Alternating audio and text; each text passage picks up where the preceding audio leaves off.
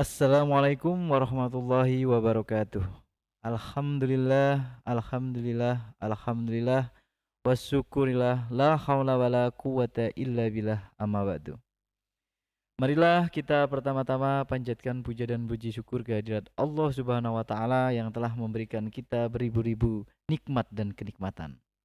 Salawat serta salam mari kita aturkan kepada Nabi besar, Nabi Nabi Muhammad sallallahu alaihi wasallam, kepada keluarganya, kepada sahabat-sahabatnya, kepada tabi-tabi dan kepada umatnya.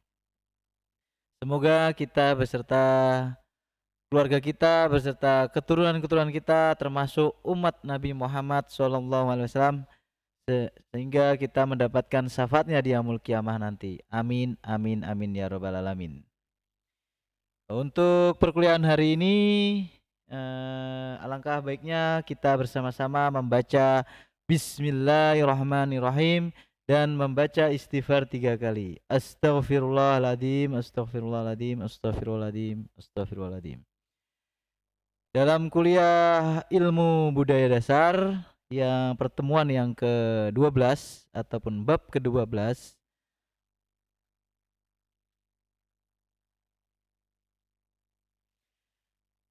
manusia dan peradaban.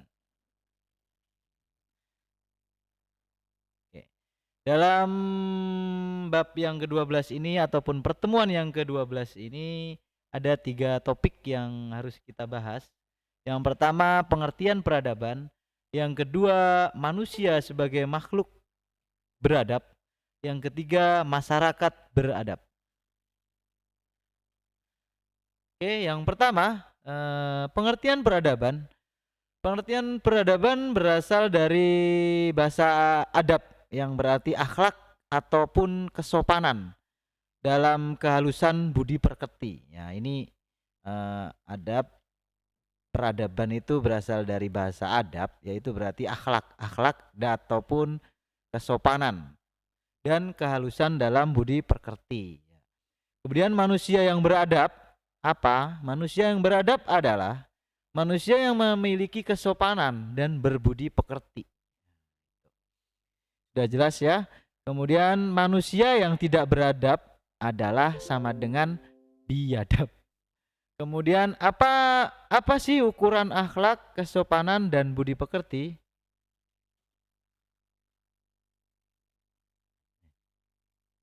Oke.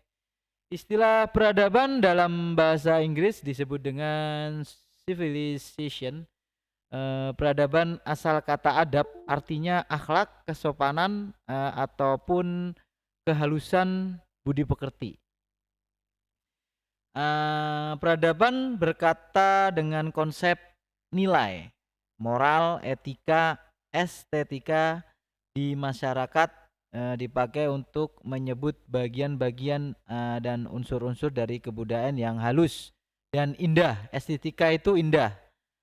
Kalau nilai moral itu ya nilai-nilai yang ada dalam masyarakat, misalnya nih kesenian, ilmu pengetahuan, adab, sopan santun, pergaulan dan lain sebagainya. Kemudian organisasi kenegaraan ataupun sistem teknologi seni bangunan.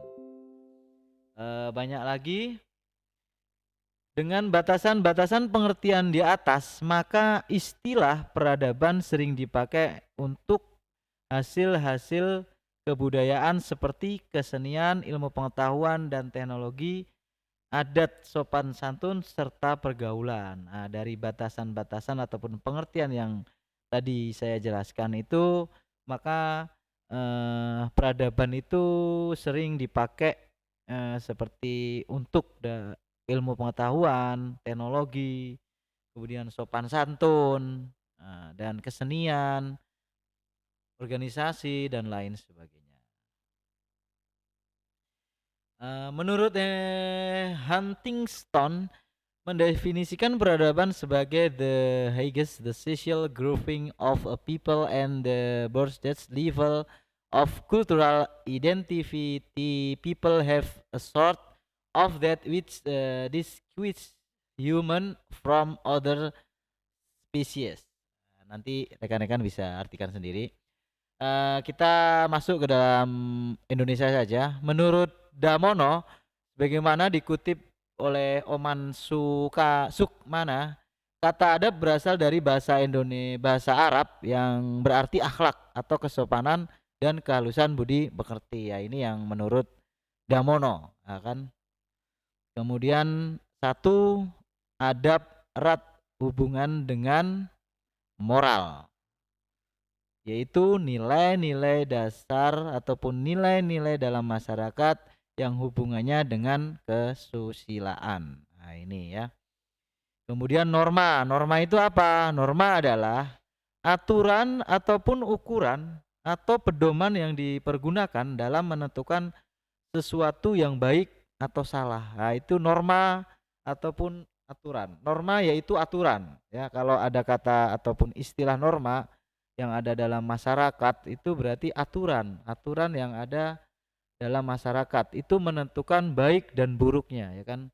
Misalnya nih norma eh, bertutur kata yang baik dalam suatu masyarakat A terhadap yang lebih muda, terhadap yang lebih tua, itu berarti aturan baik dan salah itu. Kemudian tegur, sapa, salam ataupun senyum dari yang muda dulu terhadap yang tua, itu aturan ataupun norma yang dipergunakan dalam menentukan sesuatu yang dianggap baik atau salah. Contohnya misalnya saya lebih muda menyapa mahasiswa yang lebih tua misalnya, ya kan, ataupun mahasiswa menyapa bapak dosennya. Lah itu norma ataupun aturan yang digunakan untuk menentukan baik dan salah. Itu tergantung dari daerahnya masing-masing ataupun tergantung dari kebudayaannya masing-masing, ya kan. Kalau budaya western ataupun luar pasti normanya ya acu tak acu. Tapi kalau budaya Indonesia ataupun budaya ketimuran ataupun budaya Melayu, maka dia ada norma ataupun etika yang harus dilakukan untuk menentukan baik dan salah.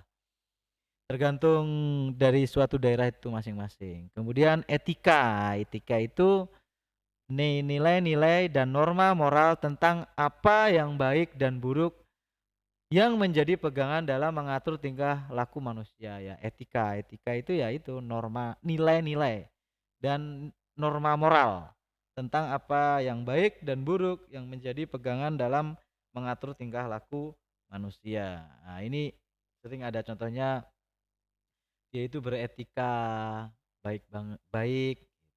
Dan beretika buruk itu kan ada aturan-aturan ataupun ada nilai-nilai.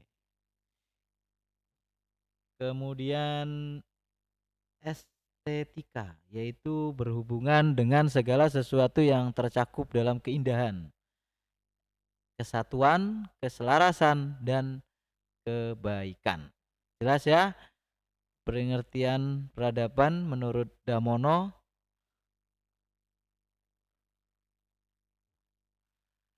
Kemudian menurut Profesor Kunchoroningrat, peradaban ialah bagian-bagian kebudayaan hal yang halus dan indah seperti kesenian. Nah, ini menurut Profesor Dr. Kunchoroningrat.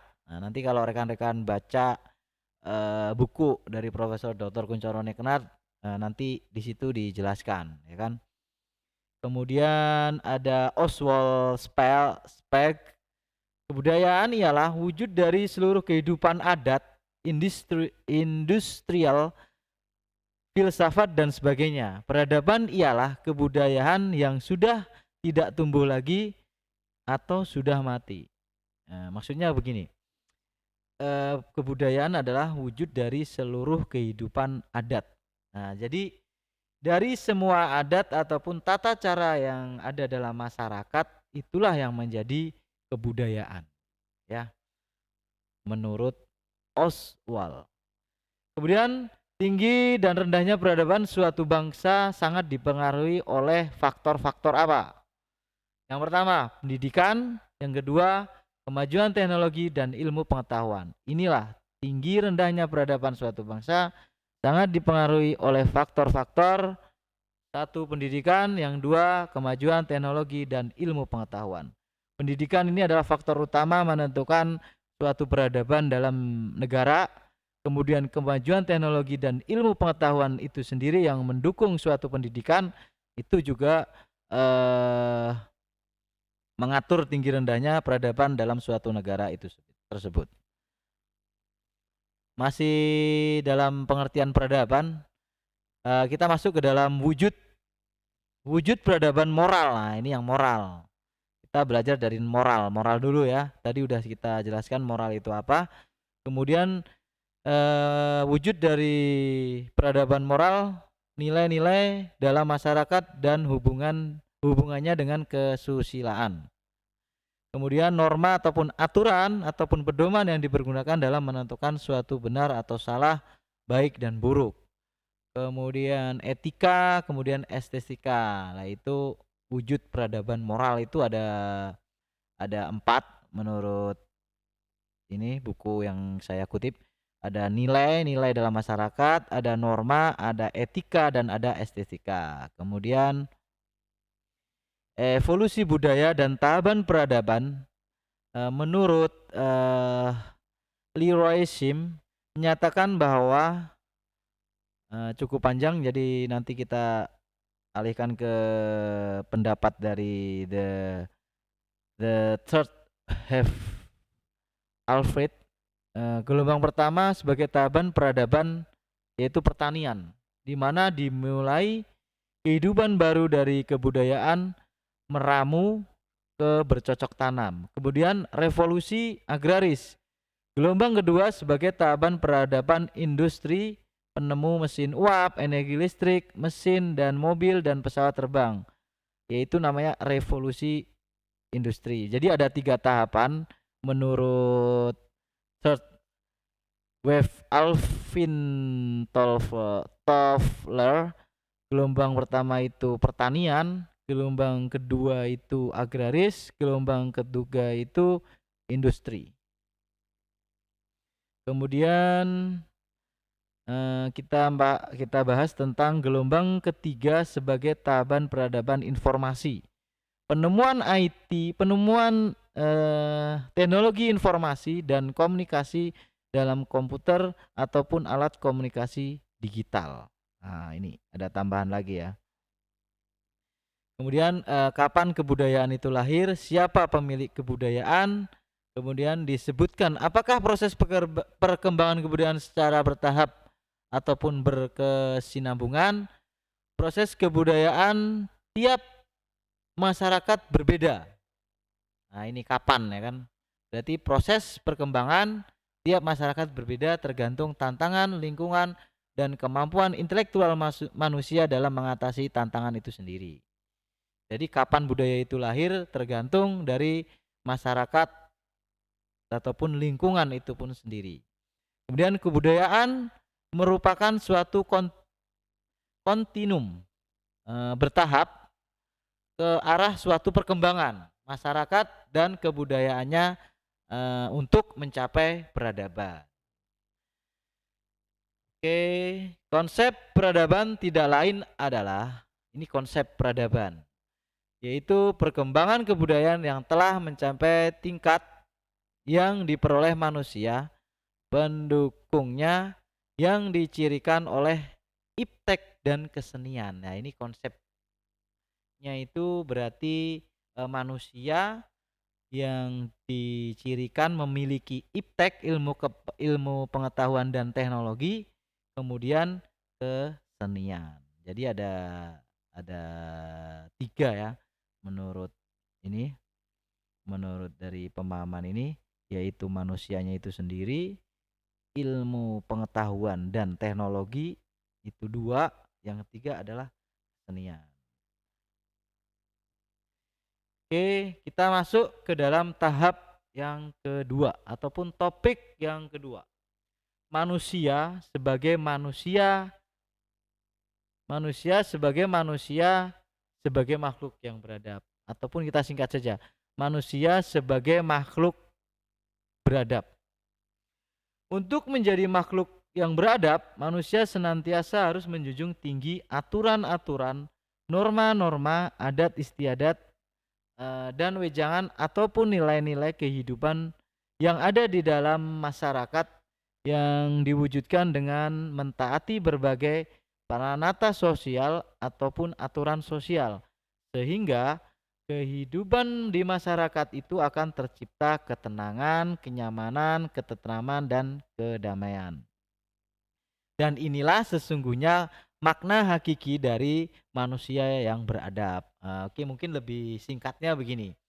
Manusia disebut sebagai manusia yang beradab ialah manusia yang selalu menjunjung tinggi aturan-aturan ataupun norma-norma ataupun adat istiadat dan nilai-nilai kehidupan yang di dalam masyarakat dan aturan sosial yang ada dalam masyarakat itu sendiri. Karena apa? Dengan menjunjung tinggi dan mentaati aturan-aturan ataupun norma-norma ataupun adat istiadat, jadi akan tercipta ketenangan, kenyamanan, ketentraman, dan kedamaian. Contohnya begini, dalam suatu daerah itu apabila kita tidak mengikuti peraturan ataupun adat ataupun nilai yang ada dalam suatu masyarakat tersebut, maka akan terjadi ketidaknyamanan. Itu pasti. Yang pertama ada sanksi sosial. Sanksi sosial itu apa? Gunjingan. Yang paling mudah itu gunjingan. Kalau dalam bahasa Islam itu berkhibah. Benar aja ya. Oke, ya masih tahap yang kedua. Konsep manusia ataupun masyarakat adab dalam pengertian yang lain adalah suatu kombinasi yang ideal antara kepentingan pribadi dengan kepentingan umum. Ya, ini konsep masyarakat adab ataupun yang beradab. Dalam suatu masyarakat yang adil, setiap orang menjalankan pekerjaan yang menurut sifat dasarnya dianggap paling cocok bagi setiap orang tersebut.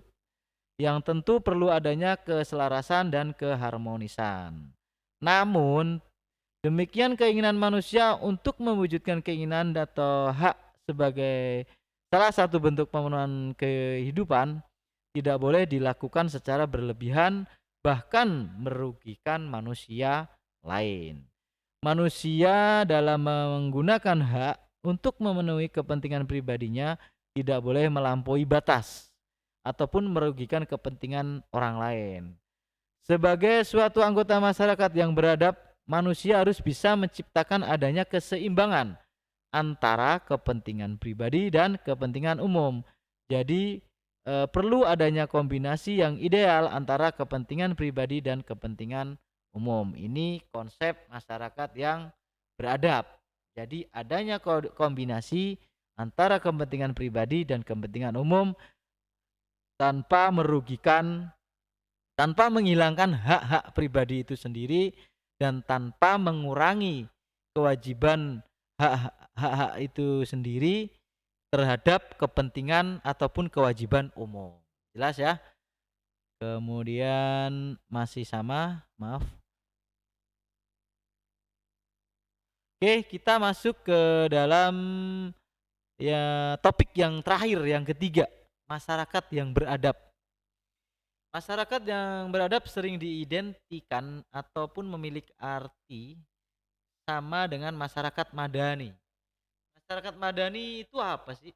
Masyarakat madani ialah masyarakat dalam suatu lingkungan sosial yang memiliki kemandirian, toleransi, dan menjunjung tinggi nilai dan norma yang berlaku. Nah, ini masyarakat madani.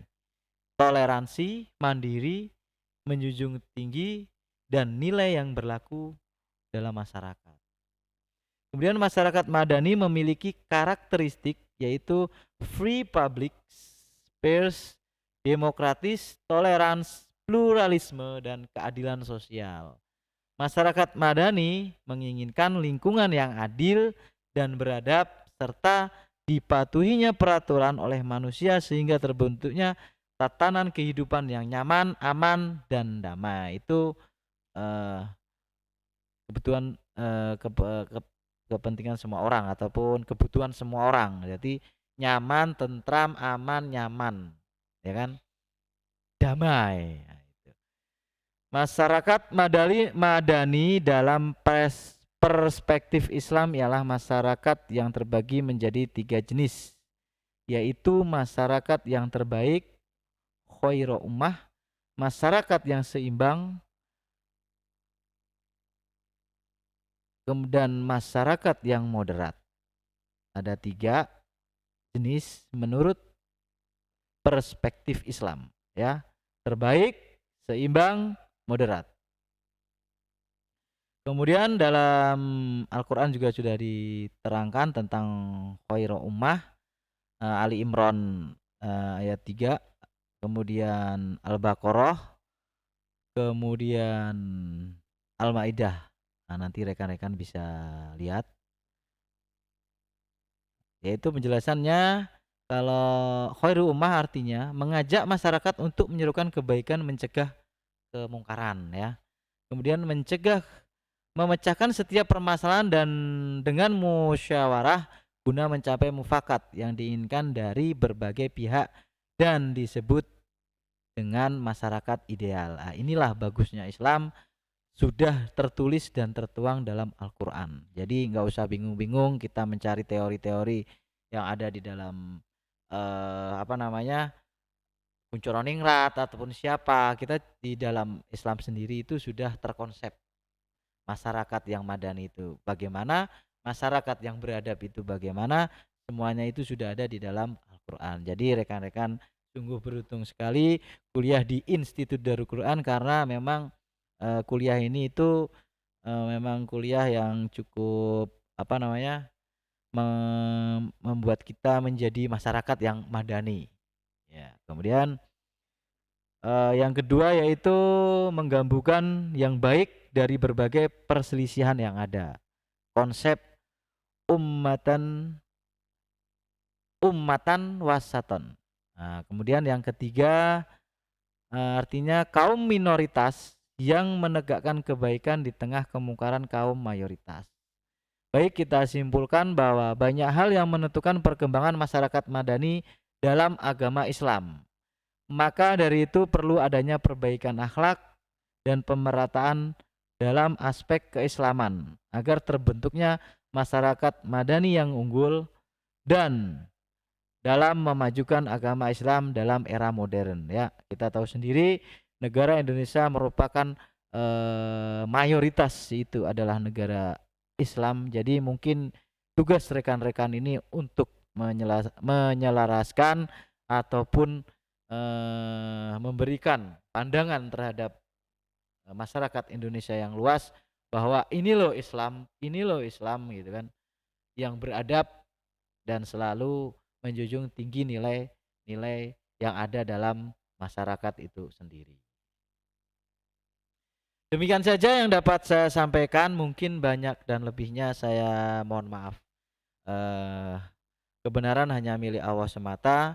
Alangkah baiknya kita beristighfar 3 kali, karena banyak sekali kesalahan-kesalahan yang saya lakukan. Jadi saya mohon maaf yang sebesar-besarnya. Astaghfirullahaladzim, astaghfirullahaladzim, astaghfirullahaladzim. Subhanakallahumma wa bihamdika asyhadu an la ilaha illa anta astaghfiruka wa atubu ilaih. Wassalamualaikum warahmatullahi wabarakatuh.